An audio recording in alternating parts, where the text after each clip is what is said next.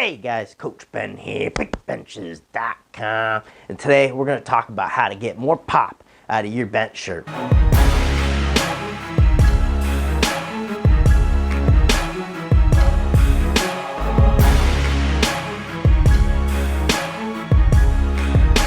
common issue for shirted benchers is they'll get down into the bottom position with the bar, but they just don't feel like they're getting much pop out of the shirt. The bar's not really moving anywhere. They start the press, and then about an inch off the chest, nothing's happening. You're just kind of pressing into a brick wall. It definitely could be a case that you just have a worn out bench shirt, but probably more often than not, it's going to be a case that something's off with your bottom end positioning. And what usually happens is because it's such a thrown around thing that you gotta tuck, you gotta tuck, you gotta tuck, that lifters end up actually a little bit over tucked. They go to press, but they're just not in a position where they can actually get their elbows back under the bar and throw that bar back, in which we want with the bench shirt. With that tucking cue, you want to make sure that you're not overdoing it. One thing that you can try is not tucking too soon. Something I see with a lot of shirted athletes is that they immediately want to go into that tuck right after they get the bar up. Be a little bit more patient with your tuck.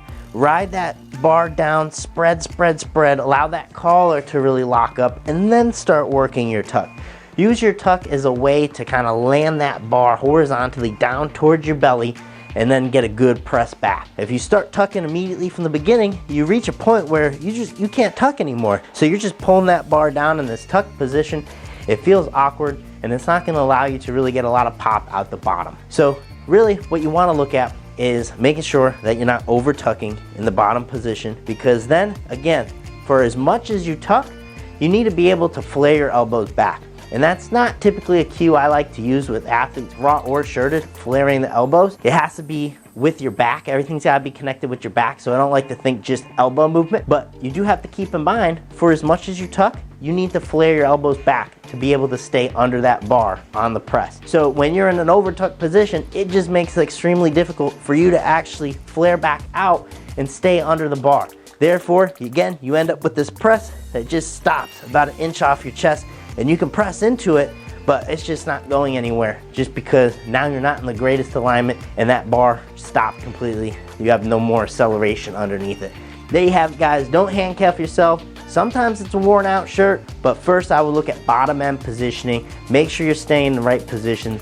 Make sure you're not over tucking on a shirted bench as well, and you should get a lot more pop out of whatever shirt you're using. Coach Ben here. And you know where to find me. You can meet me on a bench. Thanks for watching the video. If you want to learn more about how to increase your bench press, consider joining us in our Better Benching Academy. To learn more, simply click the link down below in the description box or visit bigbenchas.com, BB Academy. I'll see you there.